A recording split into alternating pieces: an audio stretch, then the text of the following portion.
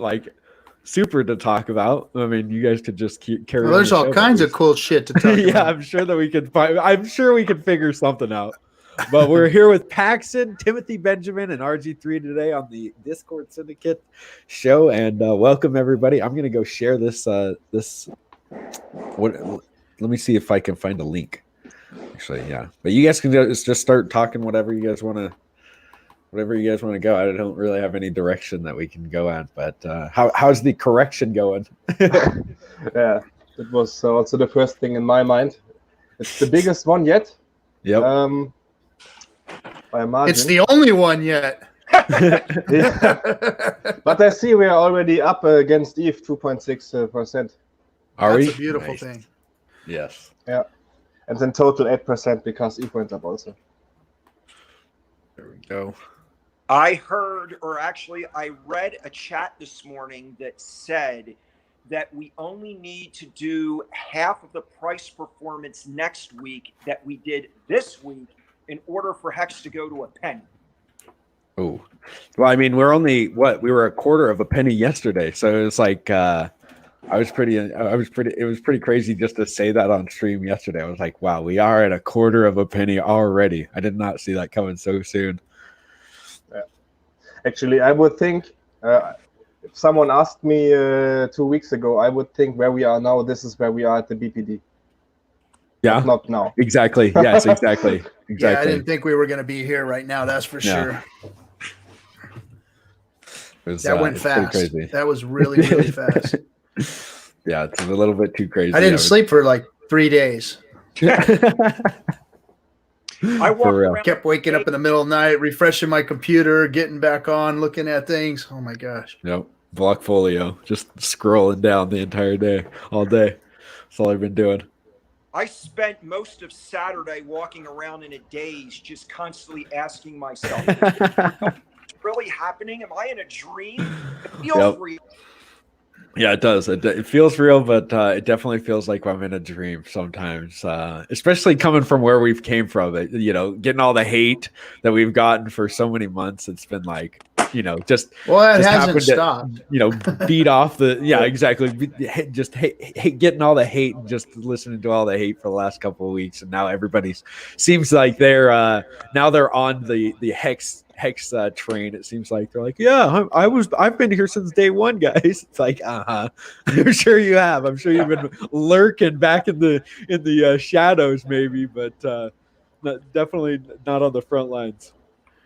Yeah. The interesting thing also is if people shit talk something very long, they cannot just come back and say, "Oh, I'm sorry, I was." Very true. Very true. Exactly. Yep. Exactly. No, there's a bunch of the big regretting. Admitting that they are wrong. Yep. Instead, the only thing we get is silence, and this is what we are having right now. Yep. For real. Yeah, so the couple of the big YouTubers out there have just gone silent on it. They're just not talking about it anymore. I think Ivan's actually saying a few nice things about it, only because it's every time he pulls up his chart, it's sitting right there as a top crypto, so he has to say something about it. I think. Hold on, we might have some pretty crazy news. I'm just logging into my my wallet right now for the transformation lobby because I just saw something crazy. So, but yeah, so there's 10,495 Ethereum in the adoption amplifier right now. What? Real? Are you kidding me? No. Wow. 10,495. We're actually, I think we're past day one. Yes, day one. Wait, let me see. No, that's day. Well, I mean, since day one is 47,584 Ethereum or Hex per one Ethereum. Today we have 48,713. So we're about 1,000 or 800 away from day one amount. Looks like today or tomorrow, even day one guys are in profit. Yep. What's the liquidity in pools in Uniswap look like right now? I'll refresh that. Yeah, another 1,000 Ethereum in the just came into the adoption amplifier. 994, I think. 10, what's up, Bruno? Hey, Vince, how's it going, man? Oh, I got to turn the chat on. There it is. Yeah, very good. Did you guys throw the link up into? Did you throw the link up? Yeah, I threw it in the Hex chat. But the thing that's crazy now is that Hex chat is just going so fast, nobody sees it anymore. You just can't starts see flying anything. past it. It's like, oh well, there it goes. I guess I'm gonna have to repost this in about 2 minutes. Yeah, it's moving quick. The chat room's getting crazy. It's hard to get any. I'm going to have to hire a secretary just to read all the chats for me. Yeah, exactly. So what are you guys' thoughts on the coin paprika taking us off or taking the OA out of the market cap? They want to see us slaughter the dog a second time. Let's watch you guys do that again. I would consider it a little bit unfair if we see that Satoshi Satoshi still owns 1 million and he is calculated in the market cap. It's very unfair. I believe that as well. It's very so what does it do though? It just gives more legitimacy to Hex. How is it with XRP, by the way, and EOS? How are they calculated there? Exactly. Yeah. So okay, pull it out, and watch what we still do. You know what I mean? Yeah, that's what I kind of am happy with. It's like, go ahead and just give us all the trials right now and make us go through the the Shawshank Redemption, where we have to just crawl through this little shit pipe, and then when we get past it, it's clear skies. What are you gonna do to us then? You can't do anything to us. You've already you've taken us out. You wouldn't release us from prison for how many years, and now we're gonna escape, and you can't do anything to us at that point. So I'm okay with it. By the way. As long as price just continues to go up. I mean, we're what are we, like 3 away from Doge again? I think we're number 38, so it's 6 away from Doge. 6 away from Doge. Yeah. I mean, it'll rise again. The market cap just keeps growing. You know, the wallets. Oh my gosh, the onboarding of wallets. Oh, yeah. I was looking at that. That was what blows my mind. Is that it's how many? Over 100,000, right? Yeah, 112,000 now. So we've gained probably 40,000 or about 30,000 in the last 2 days. Wow. So that removes any doubt of market manipulation or you know. I mean, it's like if new users are onboarding that at that pace and that many, and you see your market cap rising like that, some of your whales are making the price move, but you can't argue with that many wallets going in. Yeah. Very true. Yeah, the penalties. Penalties been nice. Speaking of the Shawshank Redemption, it made me. I put a post in your show the other day, Doc, that the Bitcoin maxis are the new sisters from the Shawshank. Definitely. Yeah, dude, guys. There's in the last day we've gotten 17.7 million hex penalties paid to the stakers. Total penalties. So that's that's a big day. OA, but that's a big day. 17 million, almost 18. That's a big day. Doing pretty good. Nice to be staked on that day, huh? Yeah. So back at the maxis real quick. So what's funny is that all the FUD and talk about Hex is from people who are promoting inferior cryptos, people who are in cryptocurrency or in the crypto market space that are promoting, hey, get rid of the banks. Hey, we've got a method of payment here that's going to make fiat obsolete, blah, blah, blah. So you got all these maxis talking this crap about, what they stand for. And really, they won't support the cryptos that are actually trying to help and do things right for the community. They won't support, getting away from the damn exchanges. Yep. The exchanges are the biggest problem in crypto. It's the biggest. Banks. Yeah, and all this high frequency trading, has ruined the stock market, the traditional stock market, and crypto was born into that stuff. Yep. And it's not good for the ecosystem, that all that trading and everything, that the volatility and all that. I think that Hex is going to teach people the value of a real currency, the value of not trading, but staking or hodling or whatever you want to call it, and using cryptocurrency as more of what it was supposed to be: a store of value, a change of into fiat, change from fiat into cryptocurrencies as a use case, and it's going to take a little while for people to understand it, but I think it's going to adopt well and change how people look at crypto. Mm-hmm. This is why it's great when shorting will work one day, because said multiple times, if you short, you can just make 100%, 1x when it goes to 0, but HEX is usually like down 10% and up 10x before something similar happens. Yep. Yeah, at this stage of the game, margin trading on on anything that like an ERC or like a kind of a decentralized margin trading in any coin would be pretty sweet to see.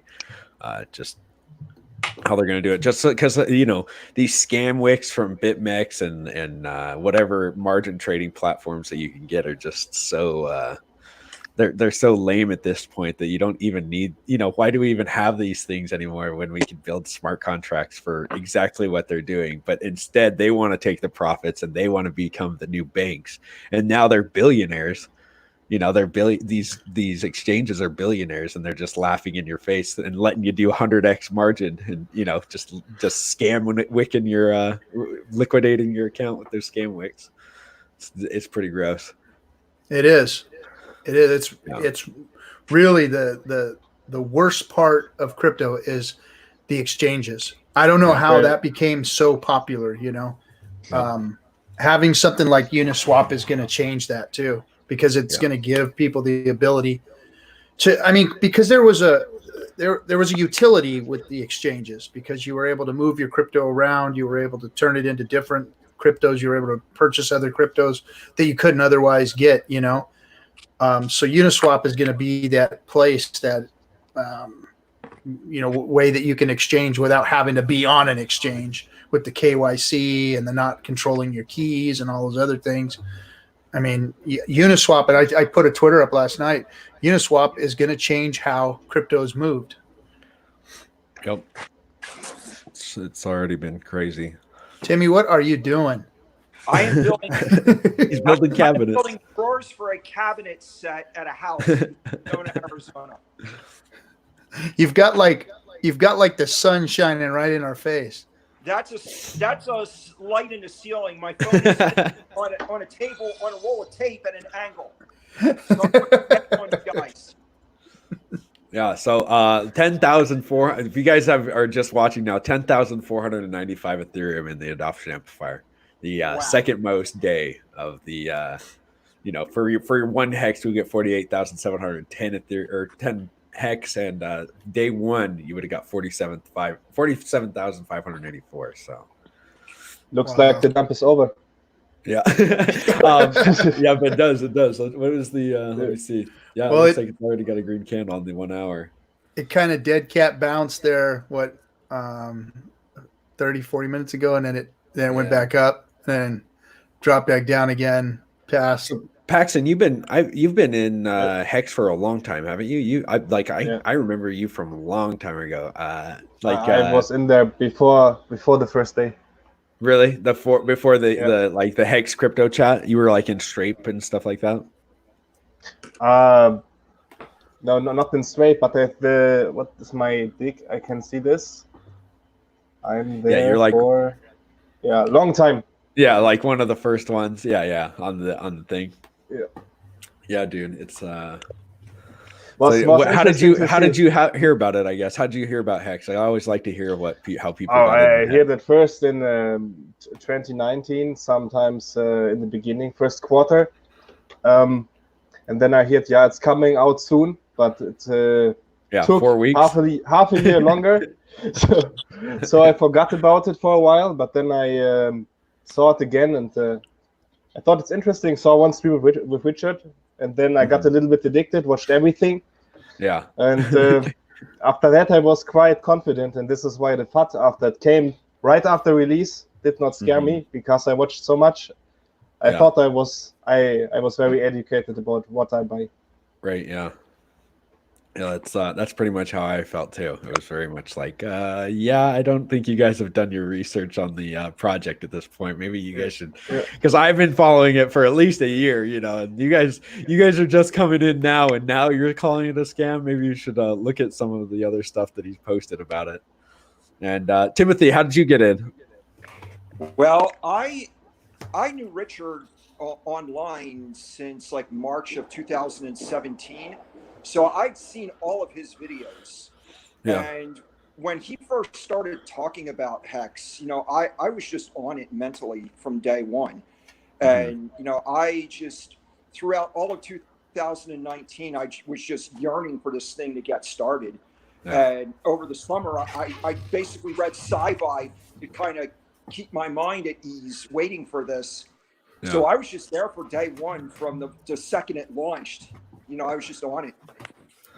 Yeah, it was crazy times for sure. The 4-week memes are probably one of my favorite things to have to be making, because there's so much material there. You got so much material. The constant 4-week thing was just driving me crazy. Yeah, I have some statistics open. I'm in the group since 175 days. You are 168. Okay. Yeah, I've been in there for a while. It's like definitely it was whenever he announced it on his channel, because I was watching him back in 2017. I actually stopped watching him, not because of any reason. I just it didn't really come up on my radar in 2018, because mostly it was the bull run had ended, and after he pretty much called it, I was like, oh, okay, well, I'm done with it. I'm done with crypto for a while. Not that I didn't watch it. I watched Tone Bays every day, but it was like, Richard Hart. Yeah, I was like, oh, I'm gonna catch the bottom, boys. Here I go. The marble gargler. Yeah, yeah. It was more of just like, it was putting my mind at ease. But if I would have listened to Richard, I would have been more well off than listening to Little Boy Blue over there at Toad Base, because he definitely I think we're losing you, Hexo. Oh, are you? Sorry. Or was that me? I don't know. But yeah. So in RG3, you said you've been in here since, well, I mean, you knew. So you can tell your story. I'm pretty sure people would like to hear your story too, how you got into Hex, how you got into viewing or seeing Hex. Oh, did we lose? Did we lose? I'm having trouble hearing you. Are you guys all here having trouble hearing me? No. Somebody's breaking up a lot. Okay. I don't know if it's me. Is it me? You guys hear me? I don't know what's going on. Okay. I'm not sure. OA owner can always pump the price whenever he or she wants. Yeah, okay, Can Gruel. You're blocked. Lots of people in here, just haters. There's a lot of haters still in the chats. We got haters. Yeah, to even up, just but it's all right. You just block and move on. Let's see. I'll go to some of the people. This is from Vince. I think it was a good move in theory, but they should at least be consistent about. This is a Coin Paprika about what Coin Paprika did. Consistent about it, and remove Satoshi's Bitcoins from their circulating supply as well. Absolutely. Yeah. So I think that's pretty much, like that just makes sense to anybody that actually is a part of anything else. And like what Paxen said, XRP as well, anything like that. It only makes sense. It doesn't make sense that they're only doing it for us. Yeah. But we need to give them at least that we are half accurately listed. Like on market cap, we are place 200 something. Yeah.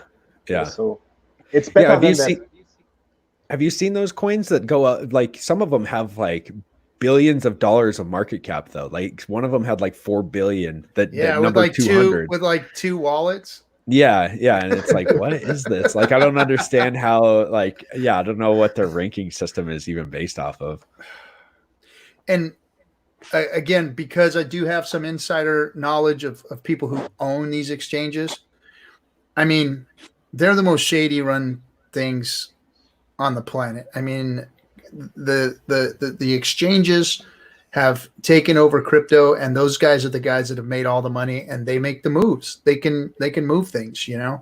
And I think that's what's really hindered adoption of cryptocurrency is some of the shadiness that's going on, some of the greed, some of the, all those things that are happening. I mean, look, we all want to make money. We all want to get in the next thing. We all want to get in, but at the core of all of the people who appreciate cryptocurrency, we want this to change things for the better.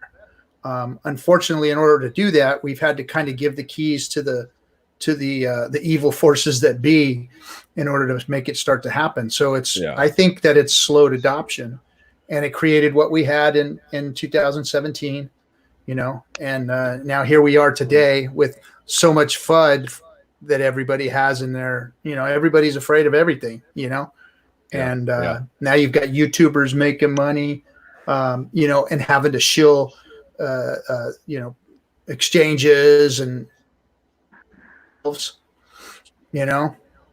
Yeah, I think that's one of the reasons why they're just protecting their bag, especially the Bitcoiners. Like, they're just protecting their bag. So they're just like, hey, you don't want to get invested in that stuff. They got burned. They probably got burned by the ICOs, or they at least saw people getting burned, and they don't want it to happen again.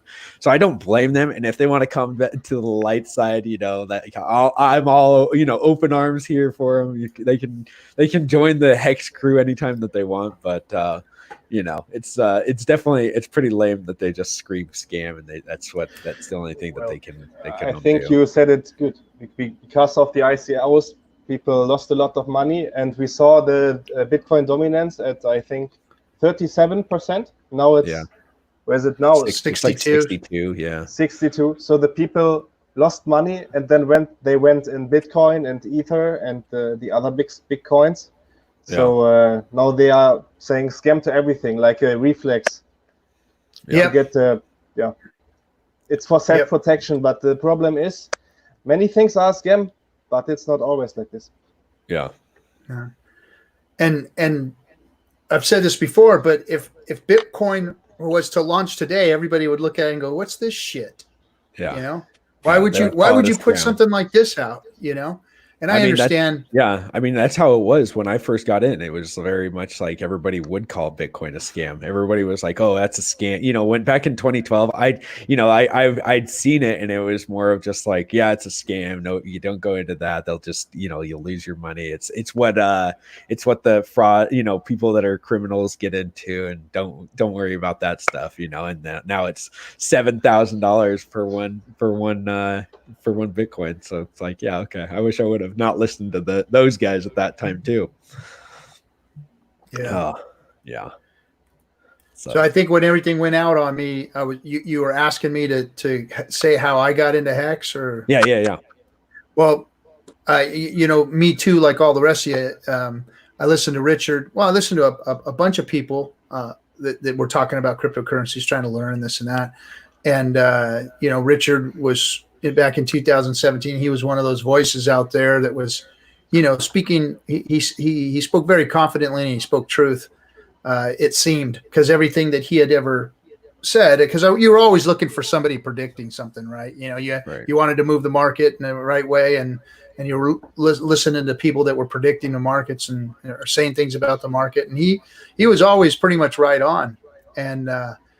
And then I think I said this in the last stream, when he called the end of it all and said, "It's over, it's done. Here we go. We're going to sleep for 3 years, guys." And he was right. And I was like, "Oh shit, I'm following this guy and see what's going on. Because he keeps his finger on the pulse of it." And then when he started talking in 2019 about his new coin coming out, I was like, "Okay, I'm interested in this. See what's going on." And then of course I fell asleep too at the end there when it launched, because it got to where it was like, oh, another month or whatever. He was pushing out the launch date. What was it supposed to be, like in May or June or something like that? I can't even remember when it was supposed to be out there. It was quite the long launch phase, but yeah, for sure.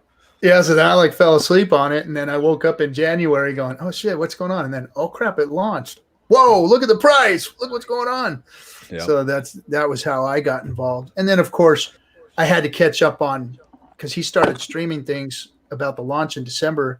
So I had to go catch up on all of those hours and hours of video he did. And it was like, wow, it was really eye-opening, the things that he was saying about what Hex was going to do. You know, and then kind of just trying to understand Hex. It was a learning process. And now I still don't know everything that there is to know about it. There are a few little details that I need to get straight when it comes to the share price and how it moves after big payday. But I pretty much got it down now, and it's like, wow, wait till people really get this, you know, wait till they see what it's really all about. They're gonna, and I think that's why we're seeing a lot of FUD from the not necessarily the maxis, but the big time, you know, YouTubers that talk crypto, even though they're positive about altcoins, they failed to give Hex its just deserves, because I understand that it's not easy to actually go in there and understand what Hex is all about. It's pretty complex, you know, not to where it's confusing and misleading, but because of how it operates within the ecosystem, it takes a little bit of you gotta, in order to understand the whole program, you gotta be smart, or you gotta be patient and learn, you know. And not everybody has the answers. The guides are a little wrote pretty technical, so it's kind of hard to sit there and look at the white paper, or what we call a white paper anyway, and layman's guide, and the layman's guide, and do the maths in it, you know. I don't know what the fuck those are, you know. I can't. I'm barely able to put the pluses and the minuses together, and then I can do some division if I add the two together or something. But I mean, other than that, you know, I don't know those formulas. So I can understand how some of the YouTubers and the people that are online are having a little trouble with saying, okay, Hex is legit, because in order to be honestly confident in what you're saying about that, you know, you've got to know it, and knowing it isn't the easiest thing. No, and there's so many coins out there that you can't know everything. That's why I don't, you know, like, the people hate on it. It's like, well, yeah, I guess that they have a reason to. They can't look at every single coin and be like, invest it, you know, as much as we have looked at the coin and being like, okay, I'm gonna look at this, because there's, I don't know how many there was or is now, but there's probably 5,000 different cryptos out there now that you can't just keep up. I can't even keep up with Hex. I can't keep, you know, there's no way I could keep up with all the other coins that are out there yet right now.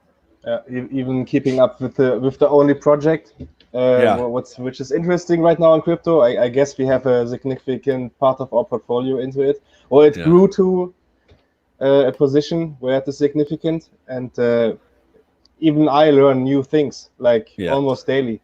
Still. It's I learned something pretty much about Hex every day. And I think that the one thing that you have to do for new people to onboard them is show them that it works before you're able to actually onboard them. Like, set them up with a stake, you know, maybe give them, like, what I usually try to do is gift you know, a couple thousand Hex.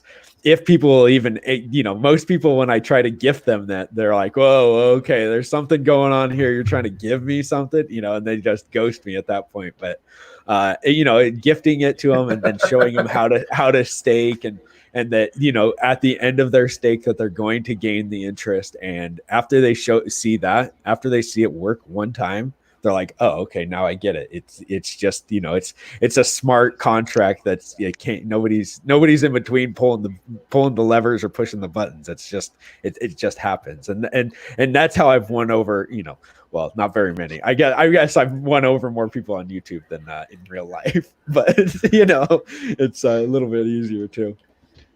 So I got a funny story. Go ahead, Tim. I was just going to say, so far I have set up both of my brothers, both of my nieces, one of my friends' kids, another coworker's kids, all with their own address and their own stakes, and nobody's been like apprehensive about that. Everybody seems to be really happy. So I haven't had the opportunity to sit down with everybody and walk them through it, because half these people live in different states. But one other thing I was thinking about with the crypto market's reaction to Hex, money can function as three things: store value, a unit of account, and a medium of exchange. And I think that the crypto market is really emotionally invested in Bitcoin being the brand name to introduce cryptocurrency as a unit of account. And I think that may be a source of some of the prejudice that is directed against HEX, even though if somebody actually understands the contract, HEX is more capable of fulfilling all three of those qualities than anything else out there. And personally, I think the thing that's really just going to blow the whole market away is when people actually start producing things and pricing them in HEX, because that is what creates adoption as productivity. And I think that's why the exchanges really got in the place of prominence that they did, is because they filled that vacuum where nobody was actually producing things and selling them for Bitcoin. Right. That's when I got into Bitcoin, that was what I was trying to do. I was actually trying to sell my labor for Bitcoin, and people would just look at me cockeyed, like, what are you talking about? And, explanations didn't get very far. They're just like, here's $20, get out of my face, whatever type of thing. So that's just something that I was thinking about while listening to you guys talk about the whole market for the past several minutes. Yeah. Yeah, that kind of the story I was going to tell right before you said that was, I had somebody that called me, and I've been in crypto for a while. They wanted to know, they want to know if I would answer some questions for them because somebody was coming to them about an opportunity in crypto, and I was like, okay. So they called me last night, and obviously it's somebody trying to get them into cloud mining and whatnot, Yeah. So I said, look, I can't advise you on that. I'd run away from it if I were you. The last thing you want to do is get involved in somebody who's mining, and especially cloud mining, because that usually turns into some kind of a Ponzi scheme, and it really turns into a Ponzi and a scam where people are, in fact, that's where some people I know that are in prison right now because they decided to sell people, mining space where they actually only had a few servers out on that were mining, and then they were selling multiple accesses to that server or whatever. And that was the big scam that was going on, during 2018, 17. And so they said, well, what would you suggest? And I said, well, let me just tell you and show you what's going on with this, and as soon as I showed it to them, and they were like, yeah, I said, no, this is, you called me to ask me what my opinion was, because I've been in crypto, for years and years, and then so there's somebody's trying to scam you. I'm telling you, they're from Mexico. They were calling them from Mexico. They were friends of family members or whatever. But and then they wanted me to put my stamp of approval on them. They're going to go do it anyway. I mean, they were just wanting me to put my stamp of approval on it. Yikes. They weren't going to listen to any suggestions that I had, that there might be something better out there, or there might be a better way for them to get involved, And then I tried to explain HEX to them. And at that point, they were just kind of glassing over and losing interest in what I was saying. And they're going to go with that cloud mining. I'm absolutely sure of it. Poor guys. And that's all I get is scams like now that in Telegram hey, would you like to invest in this cloud mining project? I'm like, no, stop trying to scam me, man. It's totally a scam. Stop. Just stop what you're doing. How many scammers did you defend from Telegram? From what? How many scammers did DM you? I think I got at least 100. So many. Yeah, so many. I've got hundreds that probably message me all the time, or people that just like send me hate comments. Either or. It's either or. I've got a couple of hate comments. Either I'm blocking them because they're calling me a scammer, or I'm calling them a scammer and I'm blocking them. So there's lots of people on that list at this point. I get a lot of girlfriends on there too. Oh yeah, I'm sure they'll be. They really like me. Yeah, remember the Richard Hart bot the Richard Hart scammer that would always. I haven't seen him around in a long time, but he used to like really try to work it. Yeah, he used to really. I haven't seen him for a long time. I looked up his address one time, I think, and he had quite a bit of HEX, I think. Really? I have interesting information about that. The highest end stake penalty ever paid was from that address. What was it? It was the address where the scammer wants you to send. That's what I thought. I thought it was the too. address with the highest end stake penalty. I thought that too. I thought it was him. I looked it up on my show and I thought it was him. Yeah. We got 10,508 Ethereum now, guys. 10,508 Ethereum now. 48,652 hex for your 1 Ethereum. So we're getting what's the closer. liquidity in Uniswap? Oh yeah, liquidity is for liquidity we got 11,432,000. So about what it was yesterday. Volume though is at $4.2 million for the last 24 hours. There we go. Yeah, and on Uniswap. So. And we only got 2.2 billion hex on the hex side of the liquidity pool. So it's gone down about 1.3 billion since yesterday. So and I talked to Richard yesterday about it, and I asked what happens if the liquidity pool goes to zero, and he said it can't go to zero. They just start putting zeros at the end of the price because it pretty much goes an infinite up once you get down to that low of a number, because it starts getting more expensive to get the hex out and trying to buy the hex off of Uniswap.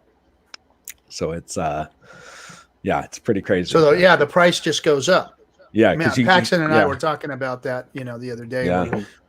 When the volume goes down, when the liquidity goes down, the price just starts to go up.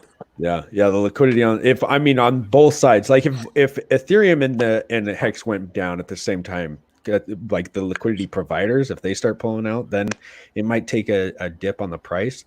But if the liquidity on the hex side of balance, just on that side, it might definitely, because the Ethereum side is what the liquidity that's good to keep on there. So we're selling into the liquidity. It can't drop the price down too low. Should be interesting to see how many liquidity providers we have in the future, or how much gets added. Yeah. Because it's the slippage increases when we have less liquidity. So that means if we have whales, they are basically stuck because they cannot sell without killing themselves. Yeah, exactly. One day. So yeah, but it's like in Bitcoin, right? 21 million Bitcoin. But if you have 10K Bitcoin and you sell it at one exchange, you also question the price. Yeah, exactly. Mm-hmm. Yeah, I mean, it's pretty cool. The liquidity on there is so crazy that we have that much liquidity on the exchange already. Only at day 140, you got $11 million worth. It's pretty insane. Definitely didn't see that. And that's only on the decentralized exchanges, not even the centralized exchanges, and I don't know how much they have. But a lot of people are asking, why is only 70% not staked, or why is 70% not staked?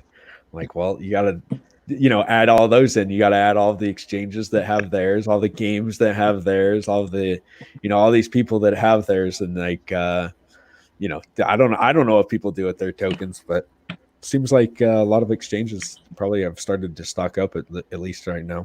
If they're smart, at least. So let's see. What else do you guys want to talk about?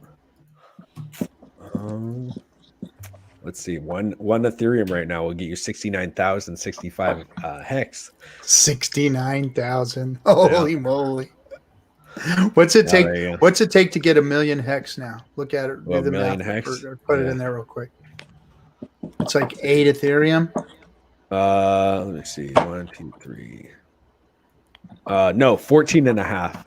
Whoa! 14 and a half Ethereum for 1 million hex. Yeah, it's pretty insane. That is wild, and it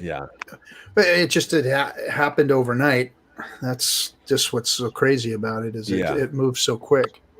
I mean, we were on a really good trajectory, and then it just went insane. Yeah, it's definitely been pretty crazy the last couple of days. Now, let's talk a little bit about the Genesis whale. Yeah, because about him? He's been staking 10K. Well, yeah, the 10,000 ETH. I think was the same guy. Paxen is like you're the chain analysis guy. Whenever I have a chain analysis question, I'm like, all right, I gotta ask Paxen's on Paxen. it, man. Yeah. So as far as I know, it's a different guy. So the guy who put in 6,000 ETH before is not the same guy as the one who put 10K in it. Okay. Oh, really? Or it's just a different address. Yeah. But he probably isn't the Ethereum. Yeah. Tyler Wood says, do you guys still think it's early?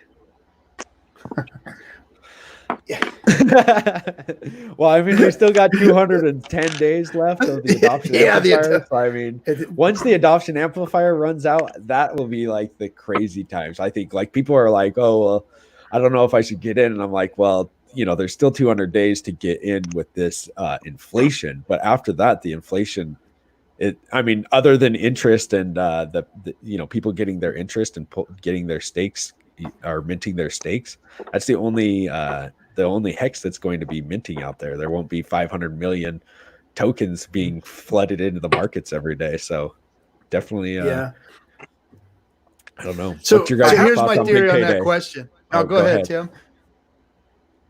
I was just going to say, I have a feeling Hex is going to disappear off of a lot of exchanges not long after the big payday. Like not on them, or just like are they just going to take them off? They're gonna be angry. They're gonna rage quit on Hex. No, I just think they're going to become really popular. People are just going to buy Hex like crazy after a big payday. Yeah. Well, they're probably going to use it. I think they're going to use it for what it's supposed to be used for. I think people are going to buy it as a store of value, as a CD. They're going to go put their money in and stake it versus leaving it up on exchanges, because I think the volatility, I mean, this is just in my opinion, the volatility and the price jumps and all that is going to change after big payday. So, I think, yeah. What are you guys' thoughts on the big payday? You think that you think it's a big sell-off that day or not? What do you think, Paxen? I think there will be a sell-off, yes. I cannot say how much, but I'm pretty sure if your stakes do not end in 2021, you're safe. Just stake 1 year past BPD, and whatever happens, it doesn't matter how much it falls, you're safe. This is my opinion. Maybe it doesn't fall, but if you want to be on the safe side, I would at least stake for 2 years or, yeah. Yeah, okay. What do you think, Tim? Big payday? Well,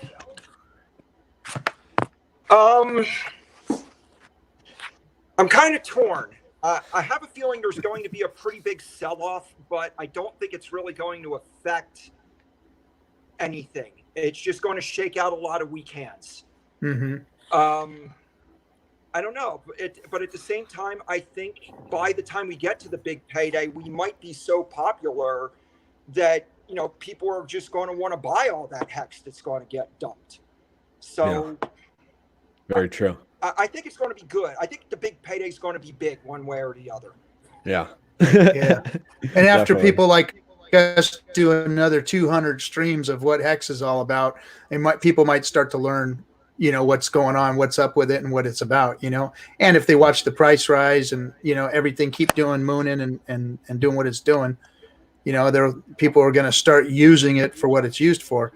And we might not see that dump because people are going to be smart enough to maybe want to stake it, Yeah, I think that also, go ahead, Paxen. Go ahead, man. Yeah, I would say it's also important to see everything is staked at the same day or in the same week after the BPD. So even if there's a sell-off, we can be pretty sure that's almost it. So when they sell off, it's almost we can be pretty sure it's almost the bottom already, not like months of downside. Right. Yeah. That's how I feel like it too. I think like with the with staking and stuff like that, I think it's kind of you're investing not only in like the Hex going up, but you're also saying like you're investing on Ethereum going up, which I believe in as well. Like I think Ethereum is really a powerful tool that has been like downplayed for so many years. I wish I would have gotten in Ethereum a few years ago, but I was a Bitcoin maxi, listening to Tone Based, like, you're right, yeah, Ethereum is a scam. I'm not going to have anything behind it, but definitely it's a scam. It's like, well, you look into it and you see these decentralized exchanges and you see, Uniswap and the things that are being built on it, the ZK rollups and all the privacy that they're trying to do. You can't do anything like that with Bitcoin. There's nothing like that you can do. You can't build on it. And it's like, so I'm not only invested in Hex, but I think that it's a multiplier of the Ethereum price, and that it'll, multiply on whatever Ethereum price. Go ahead, Paxen. I thought of something. After the BPD, this was not mentioned right now, but after the BPD, the penalties are much higher. So if you unstake after the BPD, you get murdered. So True. It's so I guess if there would be a dump, first of all, the people get almost nothing from the BPD. Who stakes longer gets the most out of it. Mm-hmm. And secondly, the people who are long staking, they cannot be shaken out. And if they try to end stake, they get murdered. So basically, the dump should be very limited. Yeah. In this direction. I guess it's all in where the price is when the dump comes, though, right? Because I see it right. It's got to be that. Like I see it, it's kind of like a buy the rumor, sell the news kind of thing. I think that right before the news hits, it's going to start going. Like 3 months before that, I really expect it to blow up. It's starting to, explode. But, anything could happen. No, not financial advice here, in my opinion. That's what I expected to happen. But, I didn't expect it to have this to happen either. So I don't have no idea. No ideas here. Not at all. That's for sure. Yeah. So I guess my question on the Genesis whale is that wasn't the Genesis whale that came in this week? The or it's just a different address than came in the first time. I think it was just a different address. It's 666D is what the address that came in and bought the I think it was wasn't he the one that bought the 10,000 Ethereum and then staked it for 75 or 750 days and 1,100 days and then like a couple 10 years out, I think. 400 million at 2030. Oh, really? Okay. Jeez. Yeah. So he's got. Oh, that's right. No, Tim is not living in a cardboard box. He's just putting cabinets up. Somebody said, "Is Tim living in a cardboard box?" I think I hear the tape going off. Yeah, let's see. 10,508 Ethereum beats day one AA ratio. We beat day one. No, not yet. I don't think it's done yet. We still got 48,644 Ethereum or Hex per one Ethereum. So it's close. It's close. It's like 900 away or 1,100 away. So it's pretty close. Yeah, should be beat by rollover. Yeah. But yeah, let's see. Pumping free claims may dwarf. Okay. Somebody says, let's see. Hex keep pumping free claims may dwarf current numbers and push out big payday. So the big payday, like I asked, this is what another question I asked Richard. The big payday is actually better if people free claim. The stakers are the ones that are bringing the big payday down. The people that are claiming the Bitcoin actually causes the critical mass and virality to go up. So you actually want people to free claim their coins because then it makes the critical mass and virality go up, and we could get up to 3x. I think if every Bitcoin free claimed, you'd get 3x the big payday, the amount on the big payday. But since people are staking, that's what is lowering the big payday. So yeah, that one's really hard. Because every time somebody stakes, it waters down.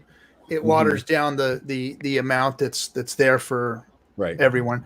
So my guess is that's going to go down significantly come right before the big payday. Yeah, and I think that but then you might have 1.5x is I think is the lowest if every single person staked, and I think I'm not exactly sure of the math. You'd have to go look, but yeah. Shill your referrals to your friends and family. Yeah, I've been shilling my referrals to my friends and family. Definitely. Have you guys shilled your referrals to anybody? I know Tim. Have you? Do you shill your referral? Paxen, do you? Not yet. Timothy, have you? What we'll do is shilled it? when we do this show, we'll put everybody's referral up there. Yeah. And just let me know. anybody Just send me gets your on and guys' referral.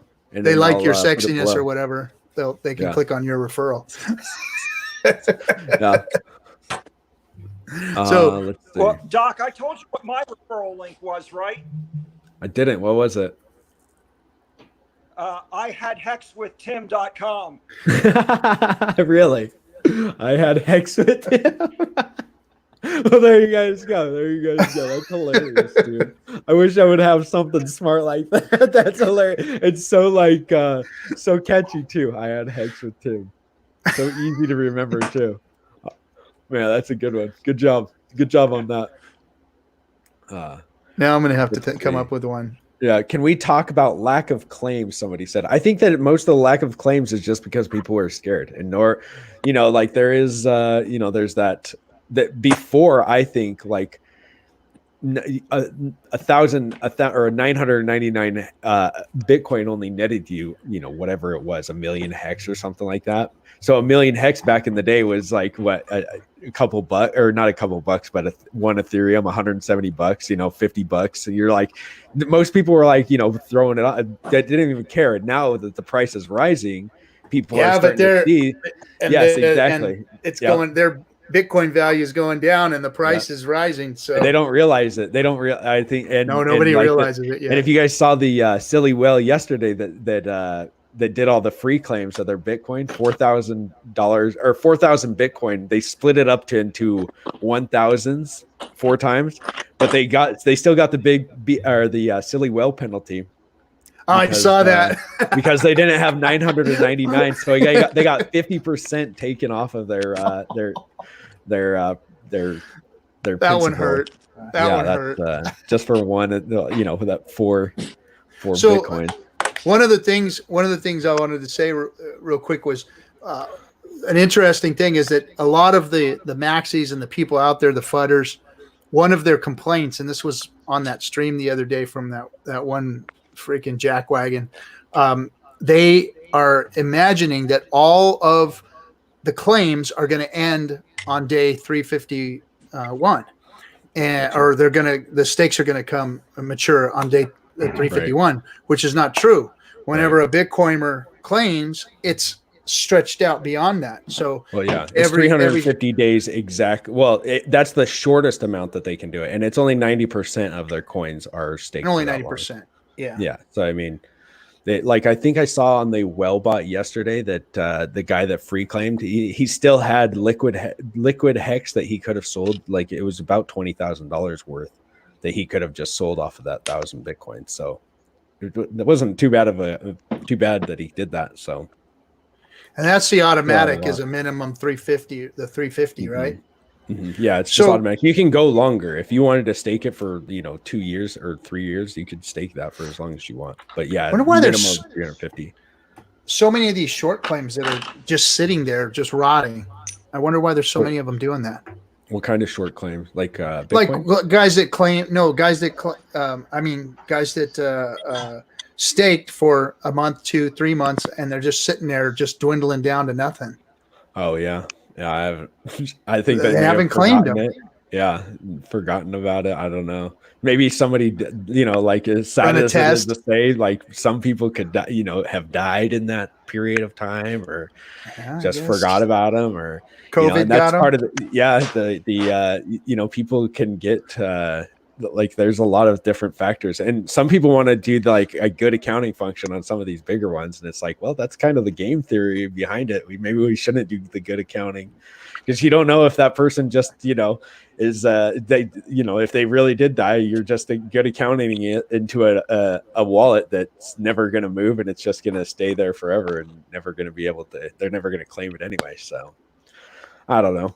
And I think in 2 years is when it'll all go to zero. Like it takes 2 years from that time, because you lose, I think it's 2% a week. And that goes where? It goes to the stakers. It goes to the stakers. 50-50, 50% to the OA and 50 to the stakers. Yeah. Yep. I calculated how expensive it is to let all burning coins good accounted at once from every address. It was like $70, I think. Really? And, For $70, you can already stop all burning from every address right now. Yeah, I don't know.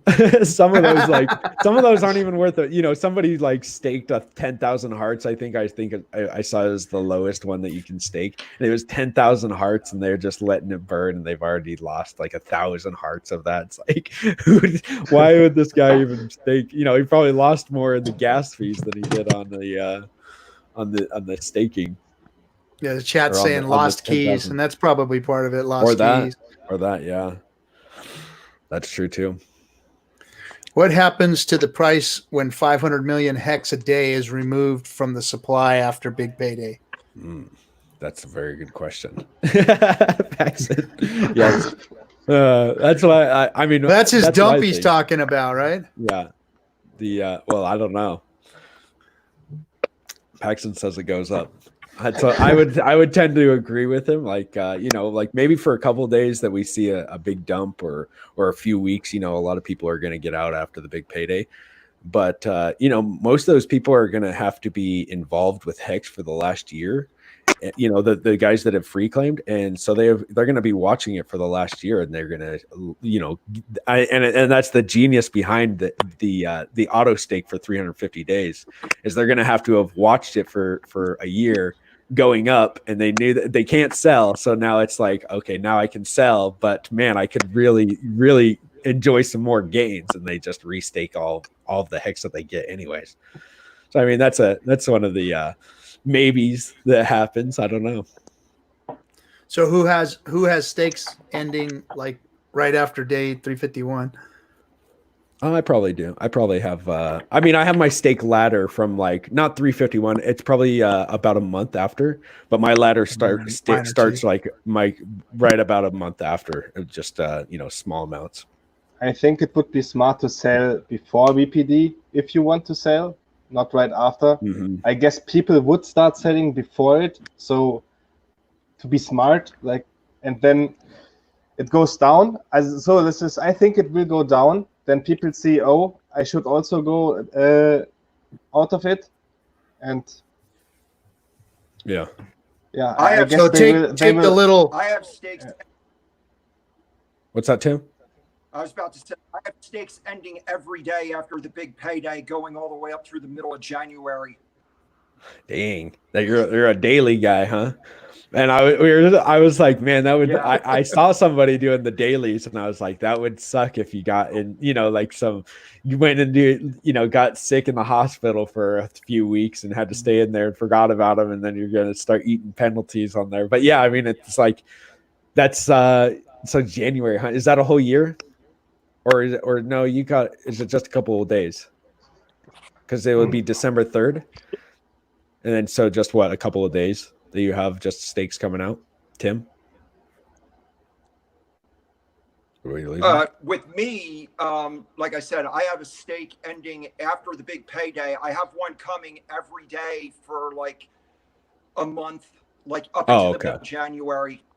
Oh, okay. That's not too bad. I just seen like people do 10-year stakes, like laddered stakes for 10 years every day that they have a stake coming out. I'm like, oh, that's gonna be a job within itself, remembering to unstake that for the next 10 years. So, but yeah, a month. So, that's not too bad. So what Paxen was talking about was, you know, like jumping out before the dump and then restaking it further out, right? Because your share price will be pretty decent. So I think the following: it will dump, and people will emergency end stake, because if you emergency end stake shortly, let's say it will end shortly after the BPD, and you end your stake before the BPD, you get almost no penalty. I think this will happen, but this will also increase the BPD. So it would be smart if you are right after the BPD to unstake, in my opinion, and stake longer, or sell it before the BPD. Yeah. So yeah, let's see. What did Coin Paprika ditch from its market cap calculation? It's no longer counting staked coins or something. Now they took out the origin address. Nathan Williams took out the origin address as coins from the market cap. So yeah, I think I'm doing something like that, Paxen, like where I've for all the referrals and all the stuff that I'm doing, because I already have my stake ladder already pretty allotted out for the next 10, 15 years. So I for all my referrals and the adoption amplifier that I'm getting in now, I have it coming out November 1st, so I can pretty much see where the market is at that time, and then I'll accumulate pretty much all of the coins that I've had for the entire time that the adoption amplifier, and then I'll set out to what I want to actually do right before then. If I gotta, but I don't want to have liquid hex either, because I like to get the interest off of it. So yeah, I just it's free. That's what I plan on doing anyway. So the interest is pretty nice. Even if I make only a couple thousand, it's like maybe that's a lot by then. It's a pretty good idea though. Yeah. So on that, the one of the things that I'm not understanding, maybe a lot of people aren't either, that we can discuss if we even know it, is the movement. Richard's explained it to me. I've heard it explained. I've read about it. That the share price after big payday is going to be set by the highest claim. So when somebody claims a stake, and when it comes mature, that the highest payout is what's going to set the share price. Now, is that daily? Is that it's so they can't ever get it back into the adoption, or not the adoption, but they can't get another stake at that share price at the same share rate. So that'll be the ceiling. Yeah. Yes, exactly. Like you can't ever get back into that. So if somebody, if it's just, like you said, it's just a ceiling. That's probably the best way to even put it, because that's so the idea is, if you get your hex and all your interest, and you would stake everything, you would stake your hex, the interest you got, everything, you would not get the same share amount anymore. Mm-hmm. So this is the idea. Exactly. Also interesting to discuss is 10 years versus 15 years. People like to talk about this sometimes, because longer pays better maxes out after 10 years, and people are discussing 3,641 days or 15. Yeah. Was it 3,641 days? I think it stopped moving. Yes. So, and longer pays better was, I think, 20% more shares every year. Yeah. So this stops after 10. Okay. Yeah. So the 555 club is. And the bigger pays better is actually pretty good too. Like you can get, let me see, I think, so for 1 million hex, it'll give you 0.0667% bonus. For 10 million hex, you get 0.667% bonus. And for 100 million hex, you get 6.67% bonus. And then for 200 million, so you can actually go above that. The percentage is capped, the bonus, hex is not. So the percentage so 200 million hex equals 10% bonus. So you actually get a 20 million bonus if you stake 200 million hex. Bigger pays better also maxes out after 10 years. Is it 10 years? Okay.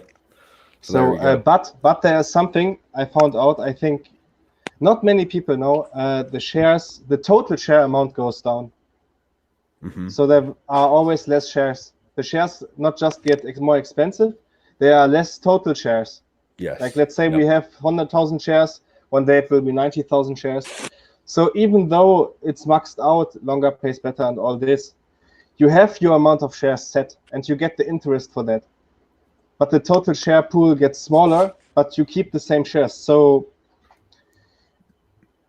this could be a good incentive to stake for 15. Yeah, that's why I like people don't realize that for the 15 years, like you'll always keep that share rate instead of like, because people are like, well, yeah, but at 3,641, you're going to get, that's the best that you can get for the shares. But it's like, yeah, but if you wanted to stake for those next 5 years after that 360 or 3,641, you're going to end up be paying those shares. You're going to get that share rate instead of the share rate that you're getting right now. Yeah. So it is a lot better. Yeah. Oh, by the way, if you have more shares, you get also more of the penalty from others and all this, everything. Multiplies the amount of penalty you get. Yeah, it's like your multiplier. So yeah. And that's how it'll be moving.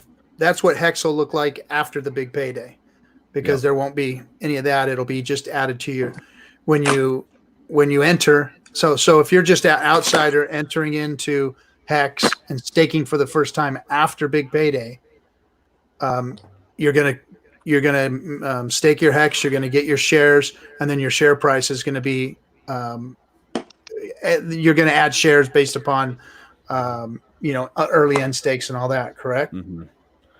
Yeah, it's just the percentage, right? It's just the percentage of that you have of shares that is your multiplier of what you will actually get.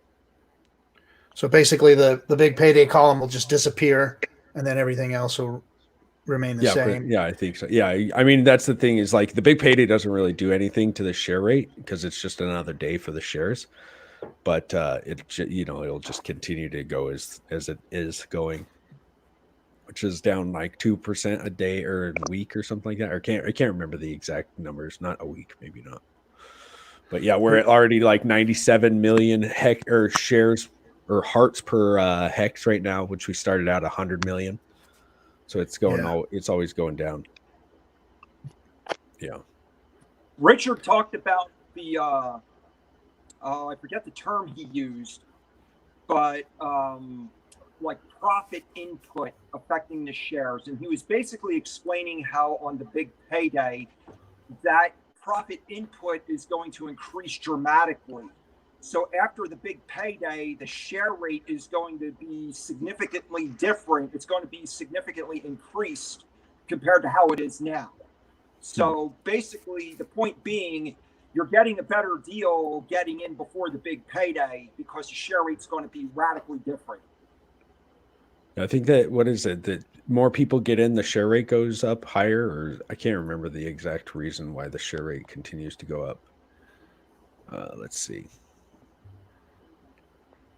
So it says in the layman's guide, in order to ensure that longer and larger stakes pay better over time, there is a pricing mechanism built into the contract. Every time a stake is ended, the gains for that stake are calculated in the form of a share price, which are all future stakers will pay to convert their hex into shares.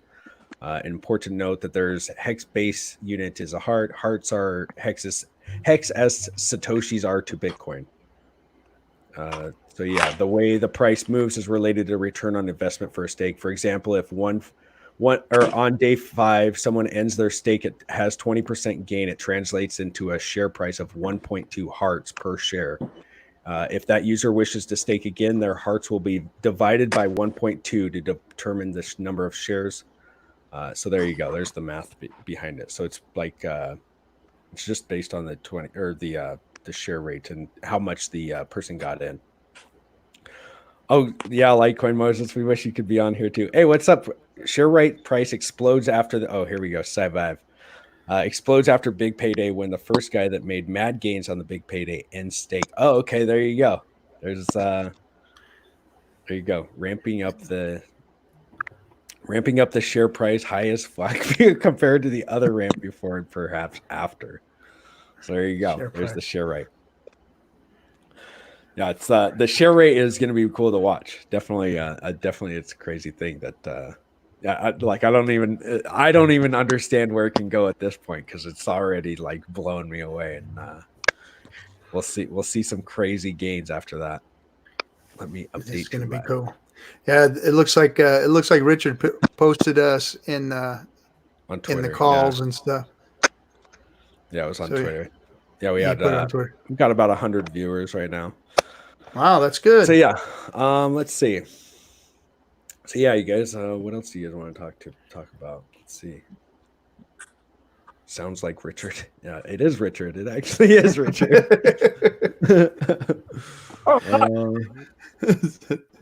Let's see. High as fuck. Let's see. Every day for the 10. Okay. Yeah, it looks like all the. Hey, what's up, James Roby? Smash the likes. Yeah, smash the likes, guys. Smash the likes, especially today. And subscribe. Tweet it out. Get it out there. So what else do you guys want to talk about? Staking, share price. Seems like we got those covered. Yeah, I'm running out of stuff. The only thing I wanted to talk about was the crypto market makers and the exchanges and how fucked up that situation is.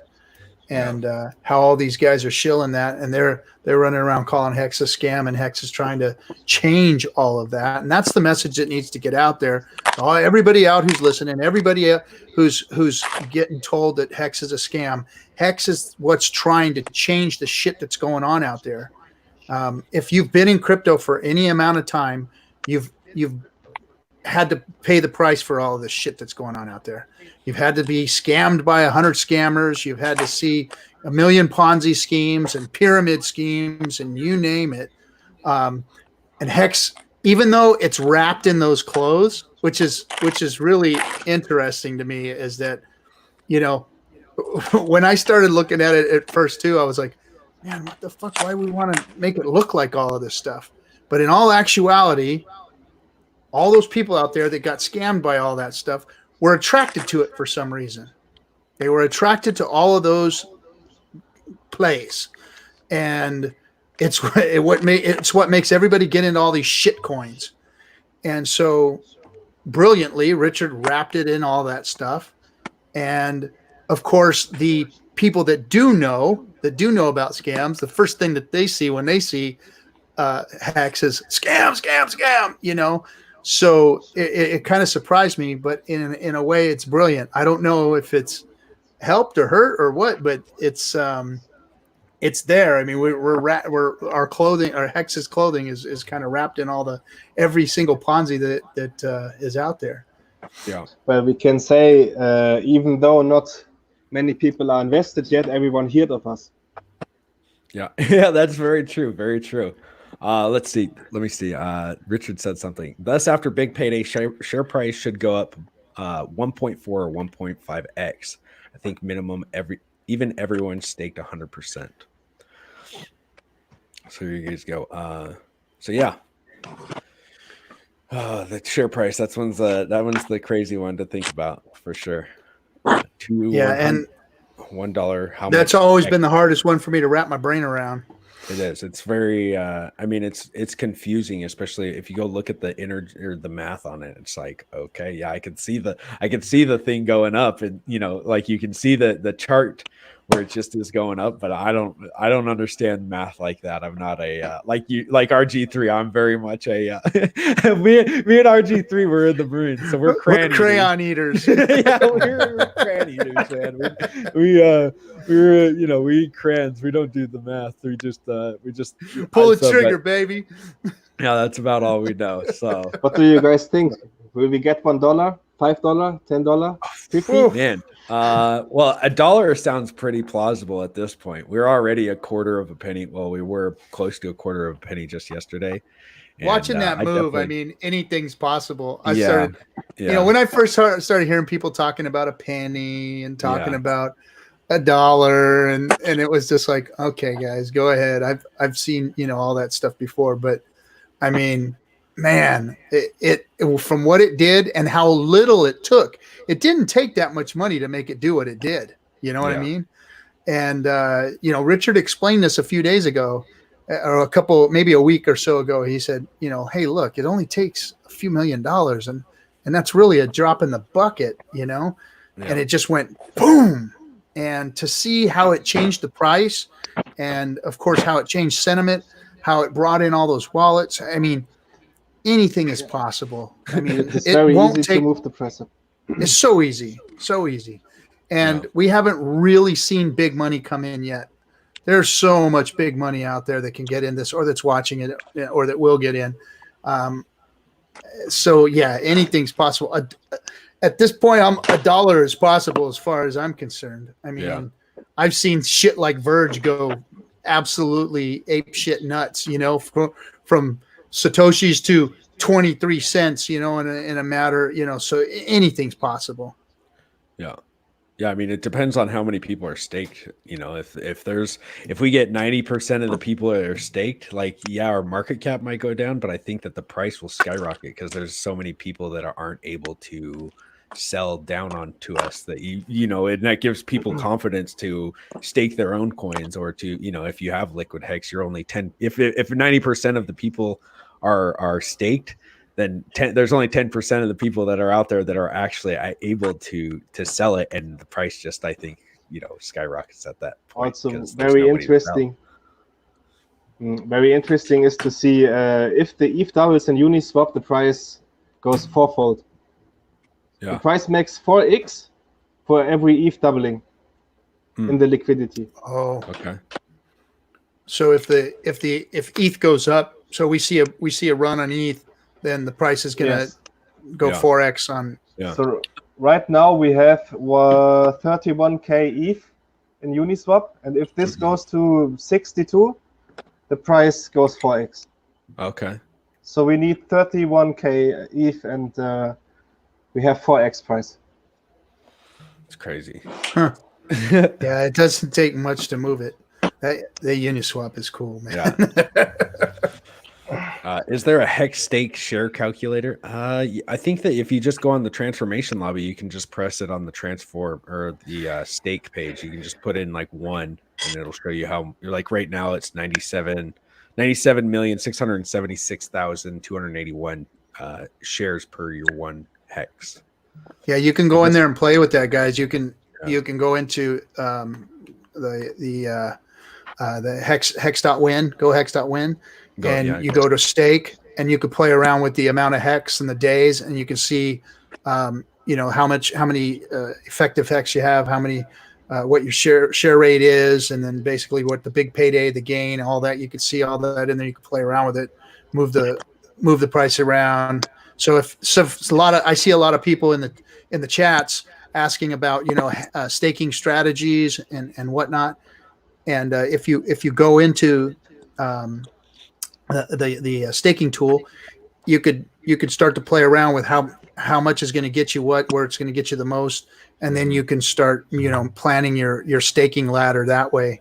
One of the things I've done is when I stake, I have staked it around anticipated lifetime events. I mean, I'm 53 years old. I got kids, colleges, stuff like that. So I looked at, when I've got kids going to college, a 10-year window when my daughter might get married, that kind of stuff, and I put stakes in for those type of things, retirement, my house in Costa Rica, all that kind of stuff. So that's what I did. I started dreaming with my stakes and putting dream stakes out there. And then, of course, in the next couple of years, I got my new car and all that kind of stuff. Yeah, gotta get that. Pay off my house, another property, So if you're looking for a staking strategy, you don't want to make a real pretty one like some of the guys. Like, is it Coffee that has that one that's just like, no, it's what's his name? Brennan. Who's that? Guy, I know some guy called Brennan. He has the best looking staking. It's fucking really? Beautiful. It's beautiful. You look at it, it's like. Yeah, it's crazy. Like for the next 10 years, the staking ladder. Yeah. So mine's not pretty. Mine's just like, and then some little ones and whatnot. But I mean, I think they, if I was to go in and buy a CD in the bank, that's what I would do. I would go, okay, at what point do I need to pull this money, or do I need to have access to this cash, and then how much of it do I need? And then, and then again, as far as, taking your stakes out, I would suggest to people, really consider, reinvesting, part of that stake. Take profits, always take profits. And however you might do that, I always have a little theory about what I call 10, 30, 40, investing and reinvesting and then blowing some money and putting some away and doing things like that. But, consider taking profits and then restaking some too, Yeah, I plan on taking the interest that I made and maybe selling that, and the principal, just restaking the principal and just hopefully just living off the interest that I've accumulated. Hell yeah. Like every month, like that's why I started the laddering. Yeah. Somebody asked, don't you make more money due to bigger is better, not laddering? Yeah, you do. But then you have to kind of time the market as well.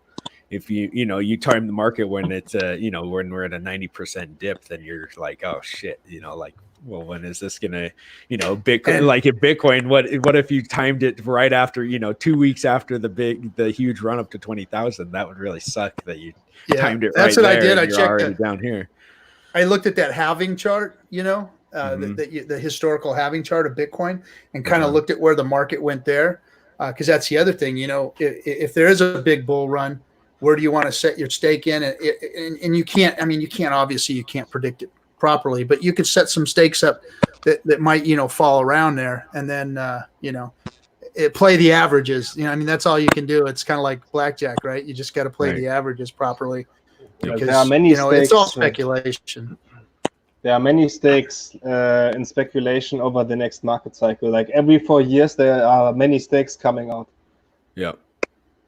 Yeah, I see that too, which is crazy. I didn't think that we'd have so many 10-year stakes, like so many that are staked clear out to 10 years. So it's like, that's kind of That was why my first stake. I went boom. Yeah, I didn't think that when I started my channel, I was like, well, at least I have some, job security for the next 15 years, because man, there's something I could do for 15 years, just talk about one product. I mean, these Bitcoin guys have been talking to it for how many years? I mean, geez, like, why not just start something else like that? Well, how exciting is Hex going to be once Big Payday is over? Was kind of my question. It's going to be a CD. Yeah, but then you still got people that are going to unstake. Huge penalties. And anything that's built on top of the hex at the, but you're right. Like there's nothing like some of these coins where we've got some innovation on top or in hex, because we've already got the smart contract laid out where we're finished products. So there's no roadmap of when something's going to be completed, because it's like we're already done, which is like good and bad, because we don't have anything after the big payday that's really that exciting. But we also have, months after that we can look at it. But yeah, I mean, who knows what's going to be built on top? That's what I think is going to be cool, like the stuff that's built on top. Yeah, that'll be interesting to see actually how far devs can go to put something on top of it. I mean, I'm not even close to being a dev or even understanding it. I probably know a little bit more than Trayvon, but I'm not a dev. So, what really could be built on it, other than, leverage trading platforms. Maybe it's going to be the enhancements that come to Uniswap that make it do something, Yeah. or lending capabilities, things like Hex. that. We're gonna do hex mix. Vince Chang will still be able to short when haters buy a hex mix. I can't wait until there's actually an exchange called hex mix. I will be or a game, right? At least a game. Yeah. That'd be hilarious. Hex mix. So I don't know. That's my theory, is that it's going to kind of calm down a little bit. But hey, maybe we could all go put some money into Sci-Vive and start helping people out over there. Yeah, that's true. And so the big payday party, I don't know if you guys are coming. Paxen, are you planning on going? Are you leaving? Sure, I'm there. Miami, yeah. Hey guys, I got to get going. I have something that's cool, to dude. take care of. All right, Tim. All right, thanks, bro. Thanks for coming, man. It's good watching your work. Take care. See you later, Tim. Thanks, man. Thanks for having me on. Guys. It was great to Yeah, no talk problem, to you. man. Yeah, you too, Tim. See you later, bro. All right. So, yeah, where were we? Big payday party. You planning on going? Big payday party. You are, Paxen? You're planning on going? I can afford it. Hell now, yeah. Hell yeah, dude. So I bought it. I love Florida. I love Florida. I've never been to the East Coast. I've never been over there, so I'm definitely excited to see it. I love the weather. I love the weather. Yeah. I love the green. Oh, you're counting out a little bit there. Is that me? Did RG3 just an exit scam? Lot of Uh-oh. There you go. fun. You're cutting out a little bit, RG3. I heard oil just exit scammed. What's that? Oil just exit scammed. Yeah, we just. Oh, oil. Yeah, dude, $9 a barrel. Yeah, crazy. Jeez. There you go. Hey, It's- RG3, you it's cut out. back You up, cut out didn't it right go- there a second ago. Sorry. Yeah, didn't it go back up? Yeah, you Didn't oil go back up though? Oh, oil. I I haven't don't looked. know right now. Yeah, I don't really care. Okay. I don't care either. I know it's funny. It's funny watching all the maxis out there talking about stocks and shit for the last Right? few months. Because Bitcoin's so boring. Right before the rally, they were all starting to talk about stocks and shit. Yeah. I'm like, what the hell is going on around here? Yeah, it's pretty Talking sad to about watch them. stocks and oil and shit. Well, I mean, after the halving, what are they going to do? What are they going to do after the halving? What do you guys think? The Bitcoin after the halving party? Well, I mean, if you look historically, the halving really never did anything like instantly to yeah, Bitcoin, it's like 6 months, I think. It's like it six takes months after. time or whatever. Long time, I don't know. long If, time. now, it's supposed to be a good thing, but I mean, doesn't it kind of wreck the miners? Yeah. Yes, but it's over secure anyway. It would not matter if the hash rate is down 50%. It would still be very secure. Yeah. Yeah, especially since it's all China anyway. It's Yeah, all China. Yeah. they're not going to one attack thing. their own. They're not going to attack So their own stuff. does it matter if the Chinese control double or Yeah, or triple or any of all of it? Doesn't really matter. Yeah, I know, and what's funny is that some of the owners of so I won't mention their name because I have insider information on his deal that he made with some folks, but some of the people that own coins that mine are out there in China buying miners, bringing them all back, trying to set them up in other places and making backdoor deals. So I mean, the mining is flowing out of China and then now going back into other places. And this has been going on for a while now, though. It's not something that's new. But isn't the electricity the cheapest in China? I guess. I don't know. I don't know. I know that they found it cheap. Or hydroelectric. Yeah, hydroelectric is really cheap here. I know that they where I had some live. in Utah and Idaho. They have some really cheap hydro. In New York, there are places in New York they've had some cheap hydro. I know that Greenland, of course, because of their thermal, they've used thermal out there. So they're just trying to. The thing is the power. You know, you've heard Richard say it before. They dump because they got to pay their electric bills, and I mean that's the bottom line is it's all about the power. It's such an inefficient part of crypto is the whole mining thing. You know, I understand it's a necessity, but it's inefficient. Yeah, because I've seen some of these mining operations. Holy crap! I mean, it's just insane. All these miners rolling in these huge warehouses with just massive amounts of power. I mean, I was involved in a deal where people were trying to set up a big mining operation, and they were asking for massive amounts of kilowatt hours, and the people they were trying to make a deal with were just flabbergasted by how much power they wanted. They were like, what the heck do you guys need all that power for?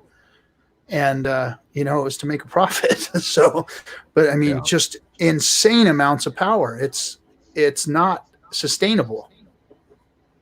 Yeah, definitely. They almost get no profit. This is why they need so much. Yep. Yeah. I don't know why. Like I was talking to my brother today. So he's not he's a crypto guy. He understands smart contracts and Ethereum and stuff like that, but he doesn't. I haven't talked to him about Hex, and he's like, So where does it even come from? You know, where's the hex even come from? You're just printing it. You just print your own dollars. I'm like, well, if you look at Bitcoin, that's all they're doing. They're like MMC. That's all just any said, currency is. yeah, you're burning fossil fuels to generate random numbers. That's like the easiest way to, you know, like but you're doing a bad thing with your Bitcoin, because you're acting like it's superior for some reason because you've got some crazy amounts of electricity getting burned, but it's not really doing anything but really hurting the environment, because it's if we're being honest, like, well, any currency at this point is really just numbers being sent from one account to another account, and these guys are just, you know, burning and polluting the air for literally just different numbers and getting more numbers in their bank account. It really doesn't make any sense. I also think something. What is it? How many people own 40% of Bitcoin? I think 1,000 addresses. So I got it now. So and inflation gets paid to stakers and not to miners. And I think we will have a lot of hex whales, and they will hold exactly the same way the Bitcoin whales hold, and they get the inflation and they don't sell. Mm-hmm. Even when their stakes come out, I think they will not sell. They will just restake it or anything like this. Yeah, that's why I believe that too. I think that too, because I mean, there's no, like, it makes sense. Like, why wouldn't you want to be a whale? You were going to be a huge whale in a certain cryptocurrency that's, you know, obvious. We've already done 60x, so it's like close to 60x.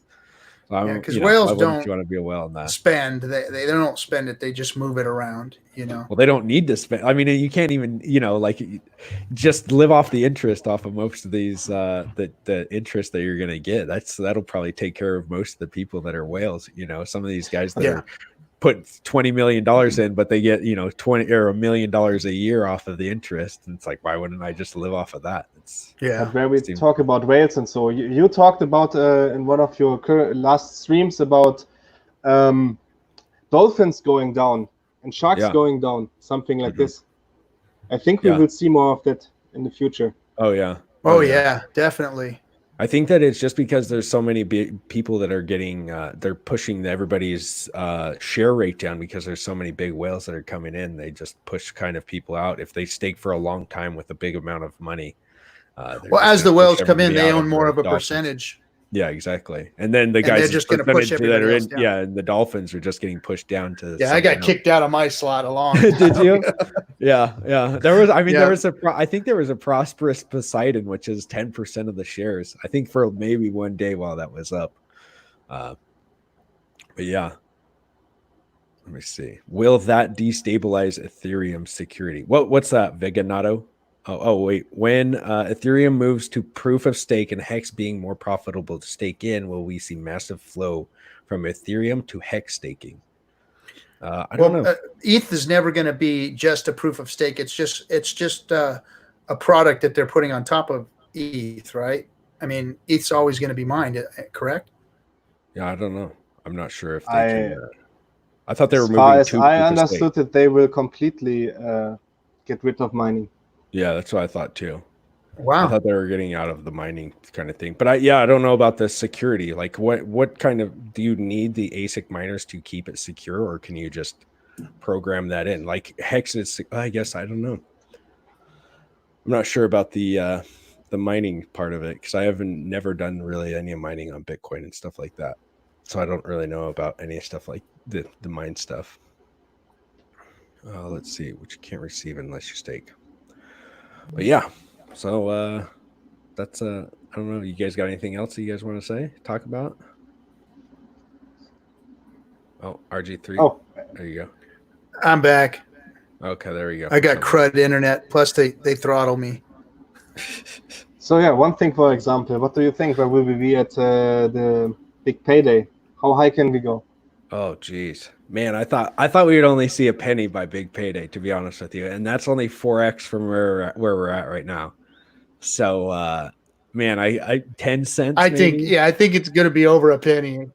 10 cents, like 10 cents, maybe. That's my best guess. I would get like that would be like really pushing the limits, I guess. But man, we've already done 50x in 100 days. And that's with a bunch of FUD too, and like.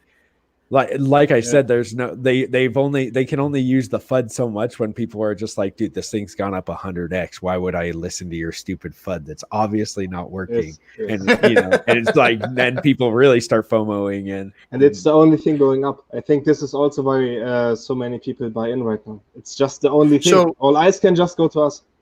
Yep. So studying the EOS launch, how far ahead are we of them right now? I haven't done the actual graph on what they look like. Well, all I know is EOS did 40x, and we are already above that. Yeah, they did. Yeah. That's all they did. It wasn't 40x. It was 40x during their whole launch, right? I don't know. Was it? I just hit this a few times. 40x. I don't know from which point measure to which point up. Yeah. I can share my screen. So if we've already crushed that, then so there's the EOS launch. There's the Ethereum / EOS. So we're about what day are we on? 140. So we're right here on this chart, which is its first big rise, right? Right. Yeah. Well, I mean, it's about the second one. This is where it kind of plateaued, and then it starts rising at about 140. Just like us, right? Yeah. I mean, I would like to put this on a chart to see exactly where it would be, but yeah, I mean, it's crazy. I mean, but what is the utility behind EOS? Like, people could sell. Well, I mean, whatever they have, it's a platform, and they can. Yeah, it's a platform. But I mean, they don't have stakers in it. They don't have people that are locking their tokens up for years. No. Some people can sell down onto the theory or the EOS. So yeah, this is. Now I don't know if their whole thing is a bunch of smoke and mirrors, but they show a lot of devs doing a lot of work with a lot of different companies out there to put platforms together for them. I mean, I'm not real hip on what EOS is, but I know that they're a platform and they help companies. Build technologies and whatnot. But from what I understand, they're in operation, right? Yeah, they work. They still work. I think that they're trying to build a social platform, and I can't remember all of the things that they're trying to do. Wait, trying promises, right? Are we talking about promises again? That's exactly it. Yeah, exactly. That's what freaking crypto's full of, is fucking goddamn promises, man. Yes, it's like exactly. Yeah, we promise that we'll give it to you. We'll promise we'll do this. All these ICOs for all these empty promises of it's going to be so bitchin' and cool and badass, and it's going to be this, it's going to be that, it's going to do VR and jerk you off and blah blah blah and all this other stuff, and none of it ever came to fruition. No. Yeah, it's falling on its face. And I mean, EOS, I think the EOS, the social platform that they're trying, the voice, I think is what they called it, or voice, it locks it to your personal, you have to set up an account and KYC yourself to use it. So you have to put your own face on it, which is that's super anti-crypto. Why would you ever want to that's not how, when I got into Bitcoin, it was because I wanted to do transactions that were not monitored by people and not worry, I don't have to worry about the government being able to track every single thing that I buy or anybody, and obviously Hex doesn't have this built on top of it, but Ethereum has, tornado.cash if you really wanted to do that. But when I got invested in the Bitcoin and stuff like that, I was told that it was completely, the 180 of what it actually is. It was, I was told it's to do secure, private transactions. Nobody's going to know what you do, but it's the complete opposite. Yeah, exactly. It's the complete opposite. My bank account probably is more anonymous it is more anonymous because people can't just look at what I'm spending my money. Yeah. The average Joe can't just get onto my bank account and see what I'm spending my money on. We see this in Telegram also. What's that? People monitor Uniswap. They are always talking about addresses, posting EtherScan addresses here and there, and you can just watch everyone's wallet. Yep. So it's crazy. My bank account is more private than all of my crypto too. Yep. Exactly. So, I mean, I don't buy into the whole security thing. I mean, I understand you want to keep your private keys private. You want to own them. You want to keep them safe. You want to all those things. And I know that there's some people that want anonymity or whatever because of whatever it is they're doing, but I'm not doing that, and I'm not worried about it. Right. You know, I'm a tax-paying guy, and I don't worry about all that stuff. So I'm really, you know, in it for the mad gains. Yeah. Yeah. I mean, I like would worry. I would worry about taxes if I anonymize my things. I mean, they would maybe ask about the transaction history. Yeah. It's if I withdraw 1 million on my bank account, they will ask where did this came. Very true. Yeah, you're from? gonna get true. Very So, true. Yeah, I well, mean, that in and of that you itself is cannot a show. problem that True. we're going to need to grow into. Yeah. Well, that's what I hope is like the local Bitcoins or the local crypto kind of takes over where you can start spending it and you can just like go and trade it for dollars over the, I guess, you know, the white market maybe is what they call it. You know, you're doing it legally, but you're just trading your dollars for Bitcoins over a transaction that you go to somebody and you don't have to worry about going to your bank or something to cash out. And I think once it gets more mainstream adoption in all of crypto, I think that could be, you know, start to be a thing where the local stuff works out a little bit better. Right now, good luck. Well, anywhere I live, it's like good luck finding, you know, one person that even owns Bitcoin, you know, 20 miles away from me. So, well, yeah, it's plentiful out here. I mean, we've got a lot of people that are. I mean, I can literally go down this corner here and get some, but I mean. It's going to be about adoption, but I don't worry about the security other than, you know, trying to keep from doxing myself and all that kind of stuff. But I mean, what are they going to do to me? You know? Yeah. By the way, did any one of you use tornado.cash? Yeah, I've used it. I have a tutorial on there. And if you do it and you receive it, you cannot see where the ETH came from. I don't remember if you can or can't. I don't think I've ever done the chain analysis. I think I did like a tutorial on it, but yeah, I think that what Richard says is it depends on how big the pool is, and they even say it on there like you have to like you usually should wait 24 hours to like withdraw it. So I think it like puts it into a pool, if I can remember right, because it was a couple months ago. You put your Ethereum into the pool, and then you should be like withdraw it within like 24 hours, so it gets mixed up with enough coins. For that, you know, if you want and if you want to be less anonymous, then you can just pull it out. But man, there was a hefty percentage that they took off of the Ethereum that I put in. It was it wasn't really? cheap. It wasn't cheap. It wasn't cheap to do. Like, you know, the tornado.cash thing, which it might be better if you're doing a bigger transaction. I don't know what but I put in like 0.1 Ethereum and it took out like 0.01 of it, so it was like 10% or something crazy like that. And I was like, man, this is pretty expensive. But I don't know if that's just the flat fee or anything like that. I don't know if they do it that for that. If it's percentage of how somebody put in chat. Veganoto. It says, are whales unwilling to go into HEX because we can see all their movement and plans? Could be. Because I would imagine, like, you know, because we know everybody's addresses, that some of the whale addresses out there in Bitcoin might be kind of well known. Well, I mean, pretty much they are well known. Yeah. A lot of people know either who they are or that address and, you know, what it contains. Well, imagine Satoshi buys some ETH to get into HEX. or if he claims, I mean, if he claims, that would be a free claims. Oh my gosh, if he free claims, that'd be so awesome. Free claims, the people's heads would just explode. They would just explode. No, it it's would be scam, Satoshi. It's a scam.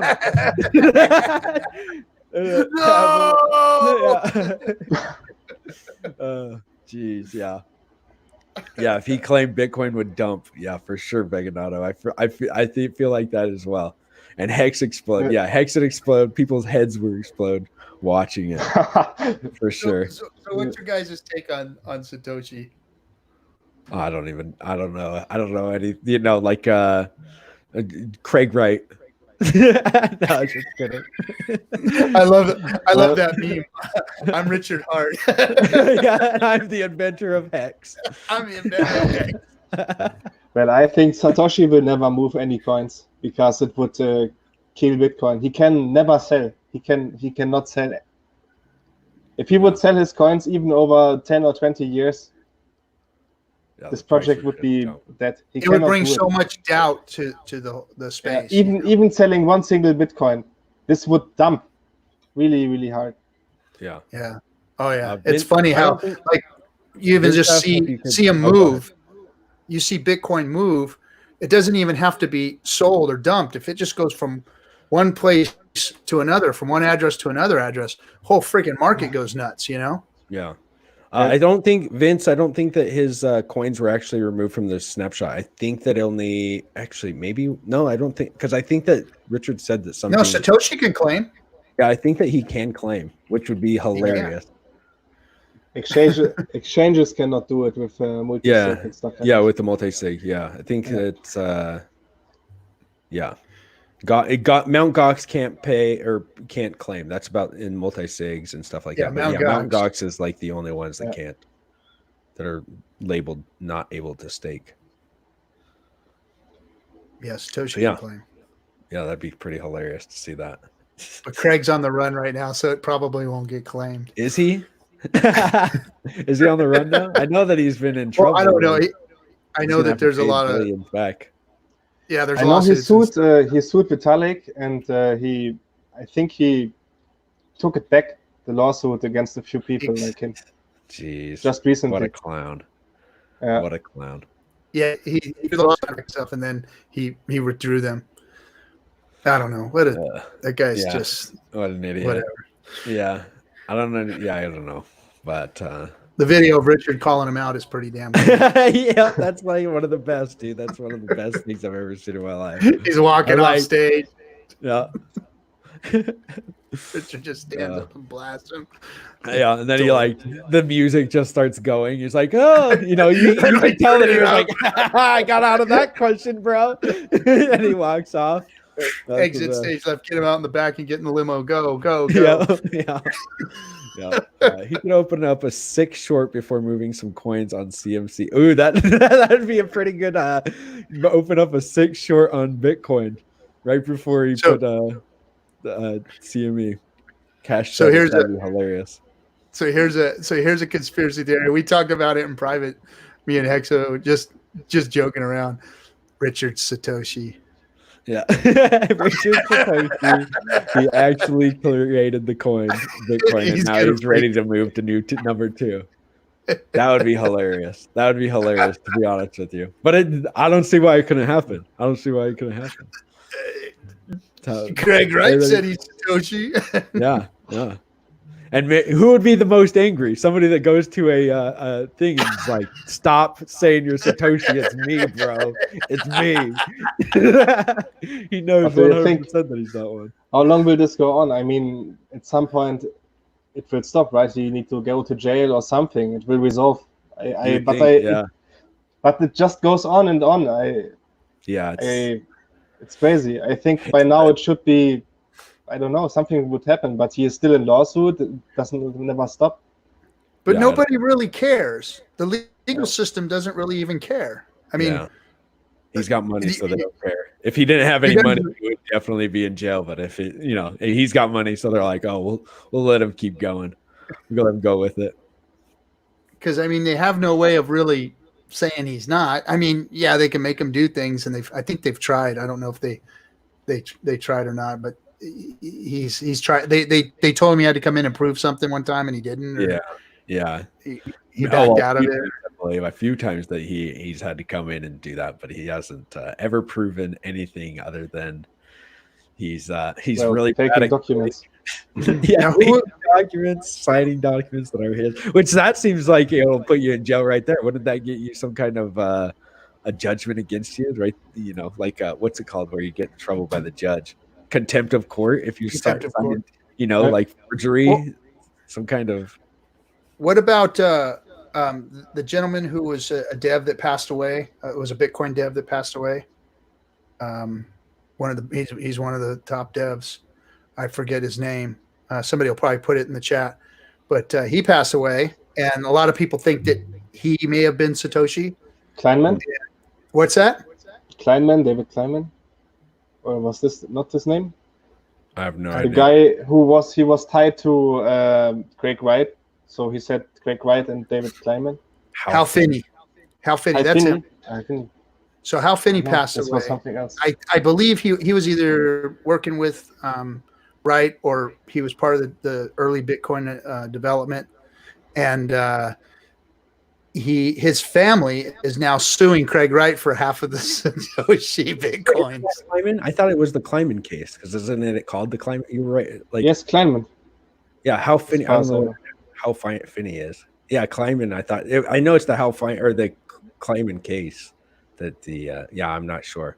Is that Hal Finney's family? Is that a different guy completely? Not sure. I try not to keep up with that stupid stuff. I don't either. I just sounds hear like all rumblings of it every once in a while. I kind of laugh at it. They're not my But basically, Craig Wright needs to give them now 500,000 Bitcoin. Whew, okay. Half of it. Half of it. Wow. Yeah, if you're Satoshi, right? Hey, if you're Satoshi, hand it over. It's a spicy little penny. It's a spicy meatball. Right on. All right, guys. Well, I think probably done for the done with this bad boy. 2 freaking Thanks for hours. coming, everybody. Hal Finney totally different. Oh yeah, Hal Finney totally different. I don't know who Hal Finney is. Yeah, thanks for coming, Paxen and RG3. Yeah, we appreciate it. Yeah, a pleasure. Yeah. All right. Well, take care, guys. I'll see you guys on the news tonight, and see you guys later. All right, late.